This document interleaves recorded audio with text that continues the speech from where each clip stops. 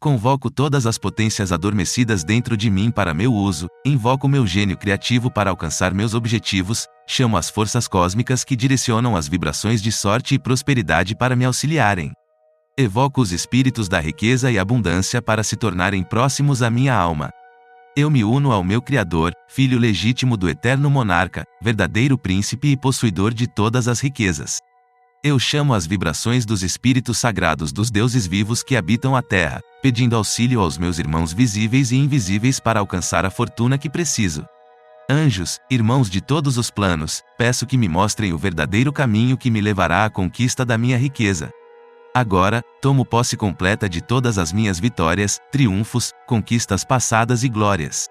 Eu sou o detentor de uma grande fortuna, tesouros que me tornam rico. Minha personalidade brilha como um diamante, irradiando luz e riqueza. Concentro-me em alcançar a felicidade e auxiliar meus irmãos, tornando-me próspero e afortunado. Atraio para mim saúde, glória e fortuna. Estabeleço-me na opulência do ouro, realizando todas as metas através do meu potencial de inteligência, força de vontade e criatividade genial. Sou um conquistador, dia após dia, momento após momento, compartilho a sensação de poder com os milionários deste planeta. Sou próspero em todos os meus empreendimentos e atraio riqueza e opulência de forma permanente. Tudo o que eu toco prospera, pois sou o detentor do poder e glória equivalentes a tesouros valiosos deste mundo.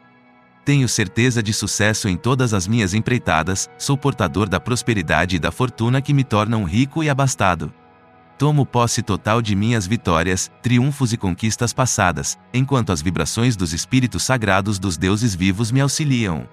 Eu sou o possuidor de uma valiosa fortuna, os tesouros que são meus e me enriquecem.